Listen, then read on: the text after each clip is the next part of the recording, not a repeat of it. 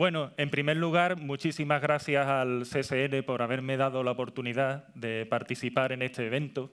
Mi nombre es Antonio José Perea y pertenezco a la compañía Ingenia, en concreto a la línea de ciberseguridad y servicios gestionados de la misma. Hoy vamos a hablar de un término de ciberseguridad que está muy en auge, del cual se habla mucho, pero que al mismo tiempo genera muchas incertidumbres, muchas dudas en lo que se refiere y cómo se adopta. Este término es Zero Trust. A lo largo de esta ponencia veremos qué se dice en las redes acerca de Zero Trust, cuál fue el origen y la evolución de esta terminología.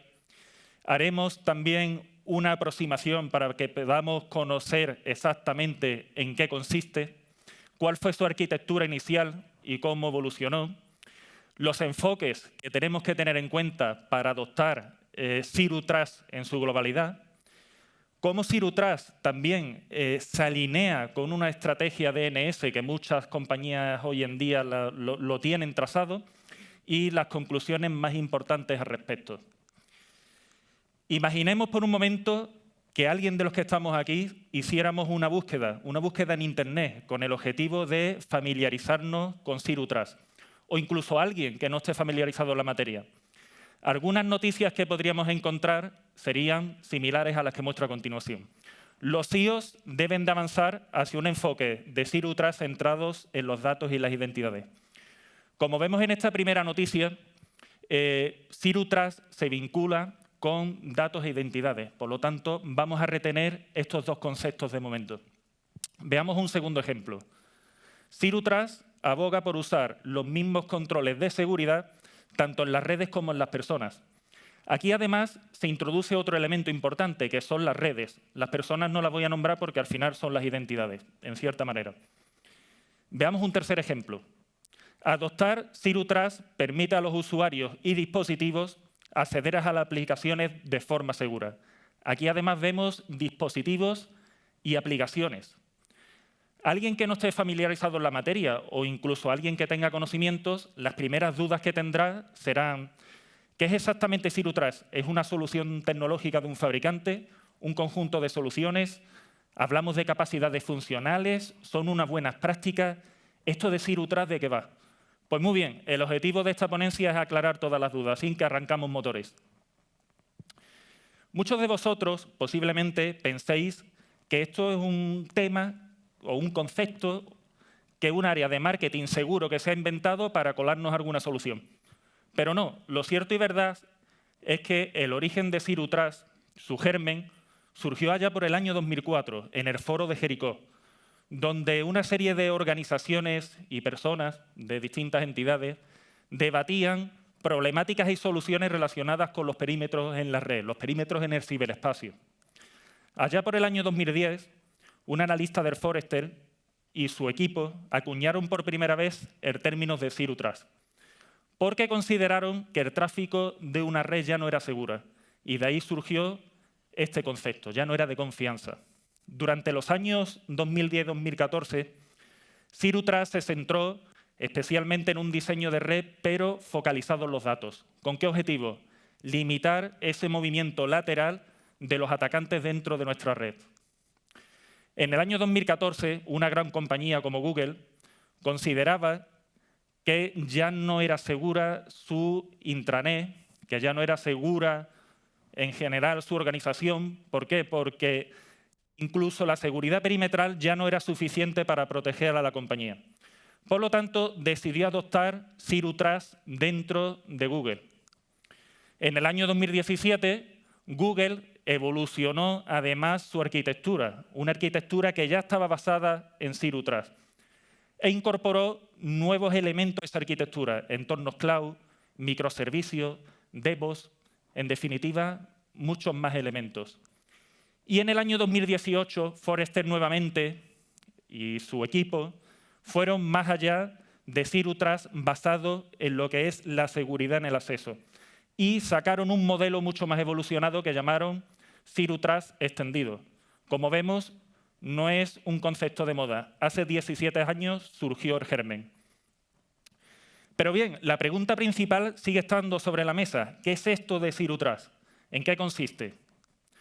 Según Gartner, Zero Trust no es una solución tecnológica, no es un concepto, es un paradigma, un modelo, una iniciativa estratégica que debe de tener en cuenta una serie de elementos: identidades, redes, datos, aplicaciones. Por lo tanto, ya estamos encontrando aquí unos primeros puntos de unión y de comprensión de esas primeras noticias que hemos visto. Además, es muy importante de complementar esta definición con lo que el NIST dijo acerca de Zero Trust. Zero Trust no es una arquitectura única, esto hay que tenerlo muy en cuenta, sino que hablamos de un conjunto de principios y enfoques. Tengamos estos dos elementos en la mente, principios y enfoques. Y además debe de implementarse de una manera gradual. Esto no se hace de un día para otro, es gradual. Pero claro, muchos de vosotros estaréis diciendo, muy bien, tú me has dicho que esto no es un concepto de moda, porque tú lo comentas. ¿Por qué estoy yo escuchando tanto hablar últimamente de Zero Trust? Bueno, pues simplificando mucho la respuesta, os la justifico. Tradicionalmente, hace muchos años atrás, la seguridad de una empresa se basaba en un concepto denominado foso y castillo. Es decir, todo lo que estaba detrás de nuestro perímetro de red se consideraba una zona segura y todo lo que estaba fuera era completamente inseguro. Pero nuestro contexto actual en cualquier compañía es muy distinto, no tiene nada que ver. Tenemos infraestructuras en modo IaaS, tenemos datos que residen en data center on-prem y on-cloud, aplicaciones colaborativas, usuarios en movilidad, usuarios teletrabajando, sedes distribuidas. Por lo tanto, nuestro perímetro de exposición es mucho mayor. Estamos más, digamos, podemos sufrir muchos más ataques.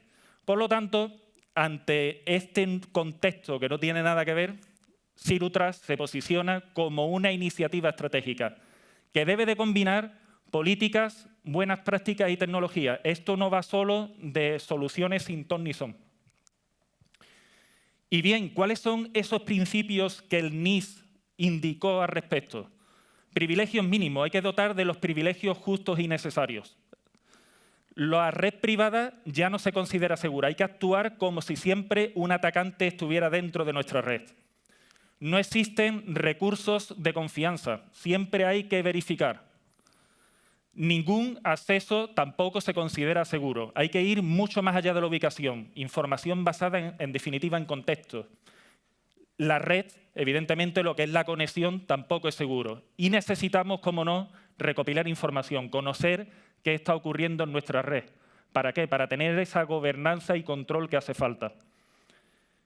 Cuando una compañía se plantea pasar de un modelo más tradicional a otro completamente distinto, como es Zero Trust, una mentalidad distinta, surgen desafíos. ¿Y cuáles son esos desafíos? Cambios de mentalidad, ninguna parte de la red es confiable. Por supuesto, adiosar perímetros, ya no hay una parte que es segura y otra insegura. No existe la confianza, siempre tenemos que verificar. Privilegios mínimos, como hemos comentado, los que realmente se requieran. Políticas dinámicas, políticas que tienen que ir mucho más allá de la ubicación, basadas en información de contexto. Y, cómo no, necesitamos tener una analítica y orquestación de todo lo que ocurre en nuestra red. El grado de aceptación actualmente de Zero Trust, según diversos informes, va en auge. Por ejemplo, un 72% de las compañías se están planteando implementar Zero Trust de aquí al año 2022. Un 70% tienen interés en implantar Zero Trust. ¿Por qué? Porque le va a permitir mejorar las identidades y toda la gestión de los accesos. O un 53% incluso se plantea adoptar Zero Trust dentro de una estrategia de TI completamente híbrida. Hasta aquí, todo lo que he comentado puede resultar teórico, hablamos de buenas prácticas, de iniciativas estratégicas, pero muchos de los que estáis aquí sentados diréis, ¿y cómo llevo yo esto a la práctica en mi organización? ¿Cómo lo implemento? Bien, esta pregunta ya se la hicieron muchas entidades y especialistas antes que nosotros, y en concreto el NIST publicó una primera arquitectura denominada arquitectura base, o core, donde primó principalmente las políticas, el motor de política, que es el que se encarga de otorgar los accesos a los recursos, el administrador de política, que se encarga de establecer y finalizar las comunicaciones entre sujetos y recursos, y el punto de cumplimiento de política. Y, cómo no, identificó dos elementos clave, sujetos y sistemas. Y esta arquitectura, a su vez, tenía que estar alimentada por un conjunto de fuentes externas. Esta arquitectura, aunque era un buen punto de comienzo, necesitaba una vuelta más. ¿Por qué? Porque era agnóstica a la tecnología. Y ELIZA pensó que todas las organizaciones, en mayor o menor medida, ya contaban con soluciones tecnológicas y que tenían que tener cabida. Identificó una serie de elementos clave: identidades, dispositivos, redes, aplicaciones y datos, que también coincide con esa definición de Gartner y le encontramos nuevamente sentido a las noticias que vimos al principio de la ponencia. Y dotó la arquitectura de diversas soluciones tecnológicas. Muchos acrónimos posiblemente sean desconocidos para algunos de los asistentes, pero bueno, iremos comentando muchos de ellos un poquito más hacia adelante. Esta arquitectura ya era una arquitectura muy evolucionada, pero había que darle otra vuelta más y plantearla de otra manera más completa. ¿Cómo podíamos plantearla? Desde el punto de vista de los enfoques. Es decir, la seguridad de una compañía no podemos verla desde una vertiente, tenemos que ver ese 360 que se está incidiendo tanto en este evento de ciberseguridad. Y cómo no, estos enfoques pasaban por la red, enfoques basados en las identidades, las personas, enfoque basado en los dispositivos, enfoque basado en las aplicaciones y, cómo no, enfoque basado en los datos. Es importante comentar que cada uno de estos enfoques están relacionados entre sí, es decir, podemos ver en un enfoque un elemento que esté relacionado con otro enfoque, es lógico. Además, también es importante que para adoptar Zero Trust en su completa globalidad hay que tener en cuenta todas estas visiones de la seguridad. Y, cómo no, a lo largo de estos enfoques iré nombrando algunas soluciones tecnológicas. No es, digamos, un valor absoluto lo que estoy comentando. Existen muchas soluciones, pero daría para una ponencia mucho más amplia. El enfoque basado en la red, el primer enfoque, quizás es el que más íntimamente tiene ligado muchos de los asistentes con Zero Trust, el control basado en el acceso a la red. Y desde este enfoque, principalmente lo que nos interesa es todo lo que es el descubrimiento, perfilado y autenticación de los dispositivos y usuarios, identidades que están accediendo a nuestra red. ¿Qué tipo de dispositivo es? ¿Qué conexión? ¿Qué uso está dando de los puertos de comunicaciones o de las comunicaciones en sí? En definitiva, conocer qué dispositivo y usuario está intentando acceder a nuestra red. Una vez que las identidades han sido verificadas, que es otro punto a tener muy en cuenta en este enfoque, ya podremos aplicar esas políticas y microsegmentaciones dinámicas que correspondan. Y, cómo no, necesitamos tener una visibilidad y gobernanza de todo.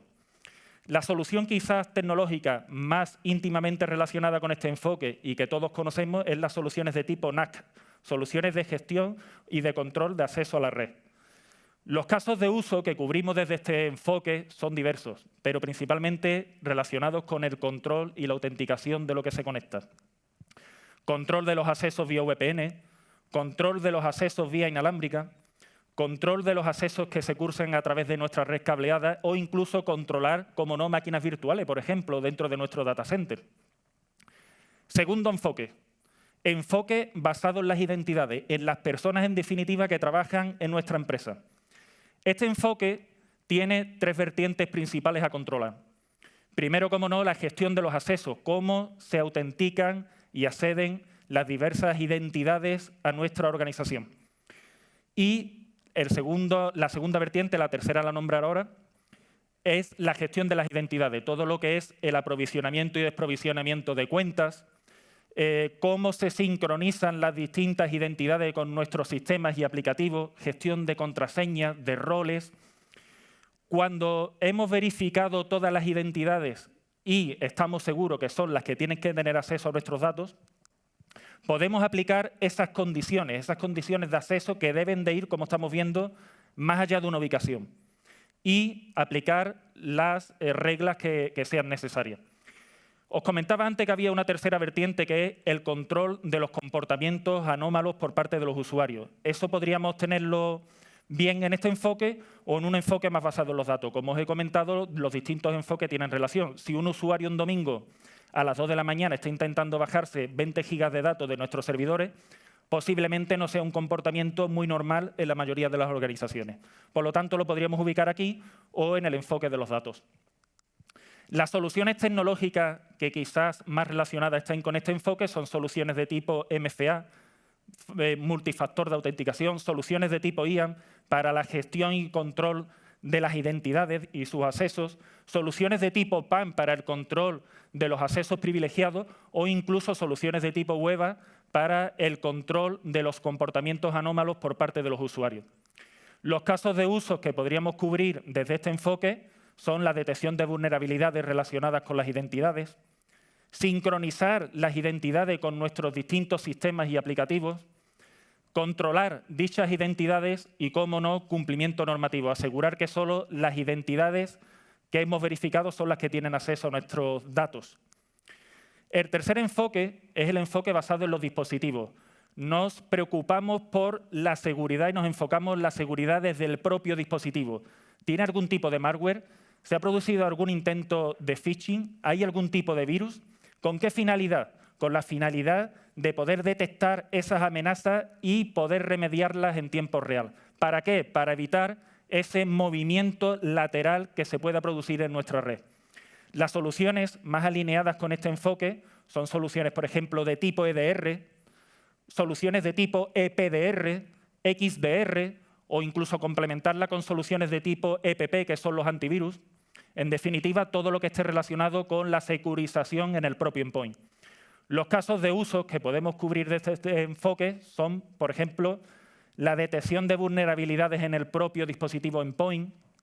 Podemos identificar y contener ataques, por ejemplo, el que intenten extraer información a través de nuestro endpoint, también podríamos tenerlo incluso en este enfoque en cuenta.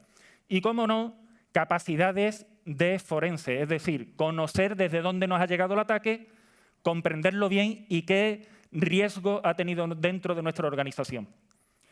Cuarto enfoque, enfoque basado en las aplicaciones. Desde este enfoque nos interesa dar respuestas, por ejemplo, del tipo quién está generando información y de qué tipo, dónde se almacena y cómo se comparte. ¿Tenemos algún usuario que está compartiendo, o algún empleado, mejor dicho, compartiendo enlaces externos y alguien ajeno a la compañía se está bajando la información nuestra? Desde este enfoque tenemos que tener una visibilidad y gobernanza, un descubrimiento de todas nuestras aplicaciones, conocer cómo los usuarios están consumiendo las aplicaciones y los datos. O securizar entornos. ¿Cómo que securizar entornos? Pues sí, si alguien está intentando de hacer un cambio no autorizado en nuestra infraestructura de IaaS, que podamos detectarlo y remediarlo. Y, cómo no, securizar los datos. Estamos ya en una capa muy cercana a los datos, evitar fugas de información, evitar de que haya un malware dentro de nuestros datos, de nuestra compañía, y se expanda completamente. Y esa visibilidad y gobernanza que necesitamos tener. Aquí, quizás las soluciones más alineadas con este enfoque son las de tipo CASB, que posiblemente en alguna que otro asistente pues conocerá este tipo de solución. Los casos de uso que podemos cubrir es visibilidad, conocer y gobernar todas las aplicaciones en nuestra compañía y cómo se están consumiendo por parte de los usuarios. Gestionar, controlar todas las sesiones y conocer qué uso estamos dando de las comunicaciones. Prevenir amenazas, como hemos comentado, políticas granulares, evitar fugas de información dentro de nuestra compañía. Y, cómo no, cumplimiento normativo a través de ese control que tengamos dentro de nuestra organización. Último enfoque, y no menos importante, el enfoque basado en los datos, que es otro de los puntos importantes dentro de este evento de ciberseguridad. Nos interesa desde este enfoque identificar y conocer los datos que tenemos y dónde se están alojando. Clasificar esos datos, administrar en definitiva los datos, garantizar que solo las identidades autorizadas están teniendo acceso a los mismos. Protección de los datos. Tenemos también que evitar fugas de información de estos datos de nuestra compañía. Aquí haré un inciso después. Y, cómo no, ese cumplimiento normativo. Las soluciones más alineadas con este enfoque último de datos son soluciones, por ejemplo, de tipo DLP, que permiten controlar fugas de información cuando aún residen dentro de nuestra compañía, o soluciones, por ejemplo, de tipo IRM, que nos permite tener una trazabilidad y control de la información a pesar de que ya haya salido de nuestro control, ¿no? Por ejemplo, que un fichero que salga de nuestra organización no se puede imprimir pasado un tiempo, o que solo puedan tener acceso determinados usuarios a través de determinadas cuentas, o que no se puede hacer capturas de pantalla, es decir, tener control. Casos de uso: identificar y clasificar los datos según la confidencialidad, criticidad, securizar los datos mediante directivas que etiqueten y cifren los mismos, evitar fugas de información, como hemos comentado, desde distintas vertientes, y, cómo no, gobernar los datos y dar cumplimiento normativo. Zero Trust, como paradigma que es de ciberseguridad, como modelo, como iniciativa estratégica, se alinea con otras estrategias que tengamos en una compañía, por ejemplo, las de tipo NS. ¿Y cómo se alinea? Pues muy simple. Los principios que hemos visto, esos principios del NIST que hemos repasado, son requisitos básicos que se piden en una estrategia de NS. Son controles de acceso lógico del marco operacional para sistemas, redes y aplicaciones que en el NS hacen falta cumplir. Por lo tanto, estamos hablando que una empresa que adopta Zero Trust, en el fondo, está también preparada para una estrategia, por ejemplo, de NS. Además, hay un punto importante a tener en cuenta, que con las distintas soluciones tecnológicas, buenas prácticas y políticas que tengamos en cuenta desde cada uno de esos enfoques que hemos comentado, estamos potenciando una estrategia de NS que tengamos en la compañía.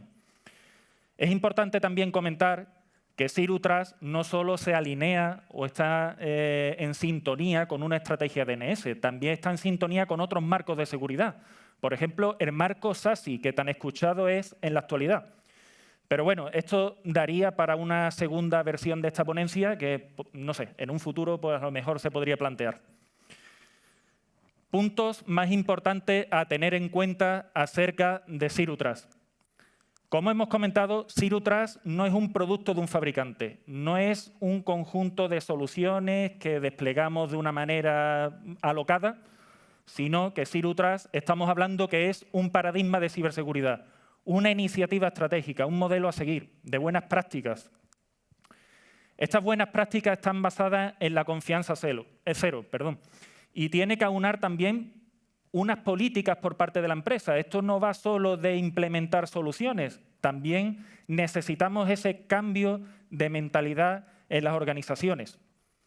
Y cómo no, Zero Trust aboga por mirar la seguridad de una compañía desde muchos puntos de vista, un 360. No podemos abordar la seguridad desde un único punto, desde una única arquitectura. Recordemos lo que decía NIST, no era una única arquitectura, y todo pasa por ver la seguridad desde la red, las identidades, dispositivos, aplicaciones y datos.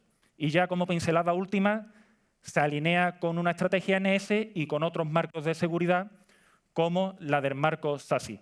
Espero que esta presentación haya servido para aclarar dudas y estamos a vuestra disposición fuera para comentar cualquier tipo más de inquietud que tengáis al respecto. Muchísimas gracias.